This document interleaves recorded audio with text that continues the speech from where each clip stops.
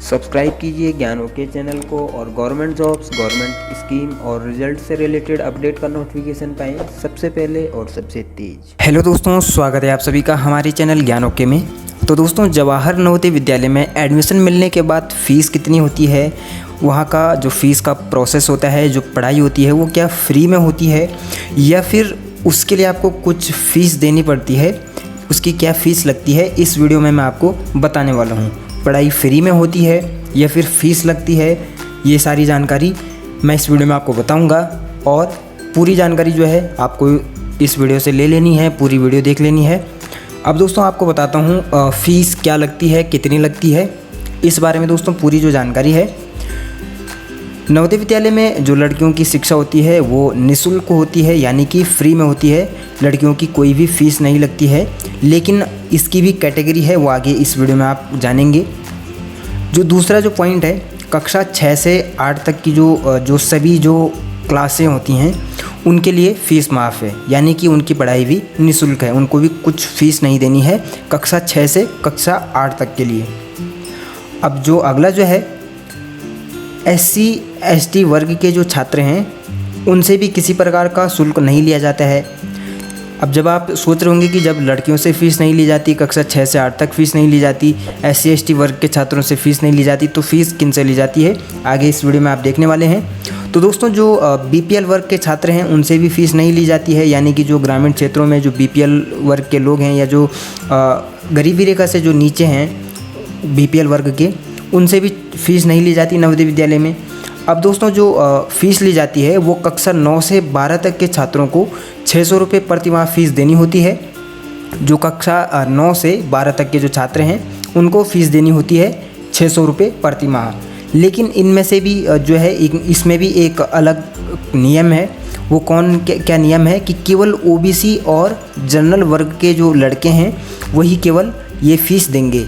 कक्षा 9 से 12 तक के जो OBC और जनरल वर्ग के जो छात्र हैं, जो विद्यार्थी हैं लड़के, केवल वही 600 रुपये प्रतिमाह फ़ीस देंगे। इसे विद्यालय विकास निधि कहा जाता है, केवल इनसे ये शुल्क लिया जाता है। आगे इसमें क्या है, जो कक्षा 9 से 12 तक के जो छात्र हैं उनको 1500 रुपये फ़ीस देनी होती है। अब इनकी कौन सी कैटेगरी है, कक्षा 9 से 12 तक के जो छात्र हैं 1500 रुपये प्रतिमाह जो फ़ीस जो देते हैं, इनकी कैटेगरी है केवल सरकारी कर्मियों के लड़के और लड़कियां। सरकारी कर्मचारी जो होते हैं, अगर उनके बच्चे नवोदय विद्यालय में पढ़ते हैं तो उनको फिर 1500 रुपये प्रतिमाह फ़ीस देनी होती है। लेकिन 1500 रुपये प्रतिमाह फ़ीस में भी एक इसमें नियम है कि 1500 रुपये प्रतिमाह फ़ीस वही देंगे, वही कर्मचारी देंगे जिनको कि या तो 1500 रुपये से अधिक उनको भत्ता मिलता हो, जो इनके बच्चों की जो पढ़ाई का खर्चा होता है, भत्ता होता है।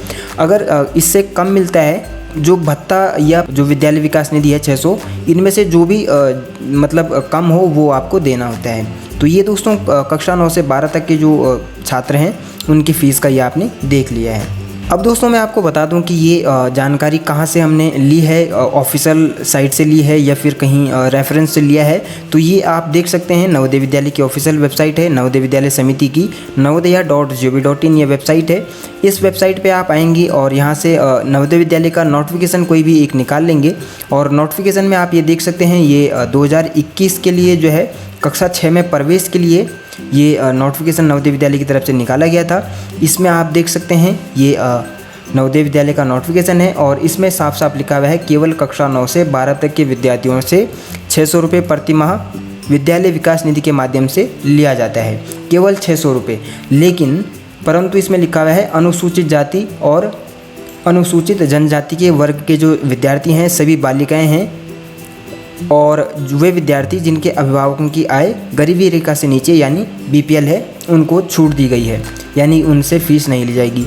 अब छूट प्राप्त वर्ग जो हैं कक्षा 6 से 8 तक के विद्यार्थी, अनुसूचित जाति, अनुसूचित जनजाति और बालिकाएं गरीबी रेखा से नीचे BPL परिवारों के पाल्य, केवल ये हैं।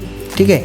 इसके अतिरिक्त जो है सरकारी कर्मचारियों के पालियों से 1500 रुपये प्रतिमाह की दर से विकास निधि के लिए अथवा माता पिता द्वारा प्राप्त वास्तविक पाल्य शैक्षणिक भत्ता, यानी कि मैंने बताया गवर्नमेंट जॉब अगर आप करते हैं तो आपको जो है शैक्षणिक भत्ता मिलता है गवर्नमेंट की तरफ से अपने बच्चों के लिए।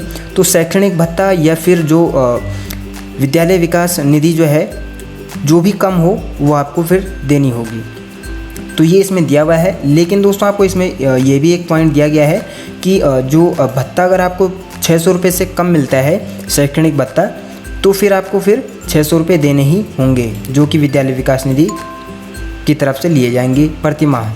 तो दोस्तों ये प्रति माह फीस आपको ये देनी होती है। अगर आपके बच्चों का सिलेक्शन अगर नवोदय विद्यालय में हो जाता है तो ये फ़ीस का इस प्रकार से यहाँ बताया गया है और इस तरह से आपको फ़ीस जमा करानी होती है। और ये फ़ीस जो है आपकी प्रति माह की फ़ीस है।